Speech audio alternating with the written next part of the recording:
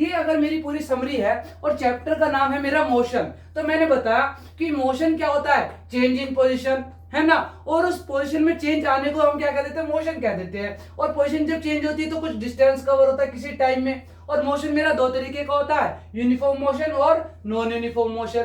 फिर इसके बाद ये जो मोशन है जो कि चेंज इन पोजीशन है, अगर इसका मैं रेट निकाल लूं कि किस रेट से पोजीशन में चेंज आ रहा है, तो उसको हमने नाम दे दिया स्पीड, जिसको हमने कह दिया रेट ऑफ मोशन या फिर rate of change of position, जिसका फॉर्मूला क्या बना, speed is equal to distance upon time, और ऐसा यूनिट क्या बन गई, मीटर पर सेकंड। फिर ये कह रहा है कि जो मोशन है वो चेंज इन पोजीशन है और स्पीड है rate of change of position, है ना।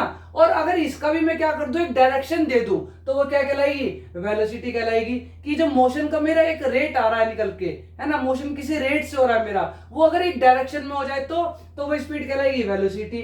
ठीक है, तो वेलोसिटी क्या हुई, rate of change of position in a direction या फिर rate of motion in a direction. और इसका फॉर्मूला क्या बन जाता है, velocity is equal to displacement upon time, और ऐसा यूनिट क्या बन गई, मीटर पर सेकंड। अब इसके बाद वेलोसिटी के बाद आता है हमारा एक्सेलरेशन। और ये एक्सेलरेशन क्या हुआ, देखो हमारा मोशन क्या है, चेंज इन पोजीशन। सबसे पहले मेरी एक पोजीशन है, उसमें चेंज आया तो मोशन कहलाया, मोशन में भी चेंज आया तो स्पीड कहलाई, वो स्पीड एक डायरेक्शन में हो गई तो वेलोसिटी कहलाई। उस वेलोसिटी में भी अगर चेंज आ जाए तो वो कहलाता है मेरा एक्सेलरेशन। तो एक्सेलरेशन क्या हुआ, rate of change of velocity या फिर देखो रेट ऑफ मोशन क्या था मेरा, रेट ऑफ मोशन स्पीड थी, rate of motion in a direction velocity थी। तो rate of motion in a direction का भी अगर एक रेट ऑफ चेंज आ जाए, वही क्या कहलाता है मेरा एक्सेलरेशन कहलाता है। ठीक है, और क्योंकि एक्सेलरेशन में क्या हो रही है, वेलोसिटी चेंज हो रही है, यूनिफॉर्म नहीं है, तो ये नॉन यूनिफॉर्म वेलोसिटी का एग्जांपल हो गया। और इसका फॉर्मूला क्या बना, a equal to v minus u upon t, और ऐसा यूनिट क्या बनी, मीटर पर सेकंड स्क्वायर बनी।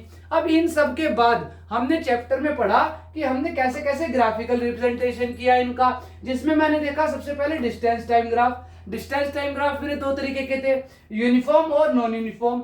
यूनिफॉर्म में क्या था मेरा, यूनिफॉर्म स्पीड थी कि डिस्टेंस टाइम और डिस्टेंस इनके बीच में सेम मेरी स्पीड चल रही है हर बार, और सेम स्पीड है तो जैसे जैसे टाइम बढ़ेगा वैसे वैसे डिस्टेंस भी बढ़ेगा, तो एक स्ट्रेट लाइन ग्राफ बन जाएगा। ठीक है, और फिर पड़ा नॉन यूनिफॉर्म मोशन, जिसमें मेरी स्पीड क्या हो रही है, चेंज हो रही है। स्पीड चेंज होने की वजह से टाइम तो बढ़ रहा है लेकिन डिस्टेंस मेरा कभी ज्यादा बढ़ रहा है क्योंकि कभी स्पीड ज्यादा है, कभी मेरा डिस्टेंस कम बढ़ रहा है क्योंकि स्पीड कम है। तो ये कैसा ग्राफ बनता है, नॉन स्ट्रेट लाइन ग्राफ, कि कभी ज्यादा कभी कम, कभी ज्यादा कभी कम। फिर उसके बाद मैंने देखा डिस्टेंस टाइम ग्राफ के अंदर ही कि अगर मैंने एक डिस्टेंस कवर कर चुका था, ये टाइम एक्सिस एक्स एक्सिस, ये डिस्टेंस एक्सिस वाई एक्सिस, मैंने कहा कि एक डिस्टेंस में ऑलरेडी कर चुका था, उसके बाद मैं रुक के खड़ा हो गया, रेस्ट पोजीशन पे आ गया, तो वो क्या बनेगा, अब डिस्टेंस तो मेरा तो नहीं है, कभी कम नहीं होएगा, तो वो एक स्ट्रेट लाइन बनेगी पैरेलल टू टाइम एक्सिस, यानी parallel to y x axis, कि टाइम तो बढ़े जा रहा है और वो जो है स्ट्रेट लाइन में ग्राफ चले जा रहा है, लेकिन पैरेलल टू एक्स एक्सिस, क्योंकि एक डिस्टेंस में कवर कर चुका था। फिर डिस्टेंस टाइम ग्राफ के बाद आता है मेरा क्या, velocity time graph. Velocity time graph में भी मैंने देखा यूनिफॉर्म एक्सेलरेशन, और मैंने वेलोसिटी टाइम ग्राफ में देखा कि यूनिफॉर्म वेलोसिटी चल रही है मेरी। यूनिफॉर्म वेलोसिटी मतलब कि मेरी जो वेलोसिटी है वो चेंज नहीं हुई, है ना। और अगर वेलोसिटी में मेरा कोई चेंज नहीं आ रहा है तो जिस वेलोसिटी पे मेरी गाड़ी चल रही थी उसी वेलोसिटी पे चलती रहेगी। तो अगर तो टाइम मेरा बढ़ता रहेगा, टाइम मेरा नीचे है एक्स एक्सिस, वाई मेरी एक्सिस है मेरी वेलोसिटी, तो वेलोसिटी मैंने कुछ अटेन कर रखी थी, किसी एक वेलोसिटी पे चल रहा था, वो चेंज नहीं हो रही, यूनिफॉर्म है मेरी वेलोसिटी, तो वो चलती रहेगी स्ट्रेट लाइन में पैरेलल टू टाइम एक्सिस यानी कि एक्स एक्सिस। तो वही हमारा पैरेलल टू टाइम एक्सिस बन जाता है यूनिफॉर्म वाला।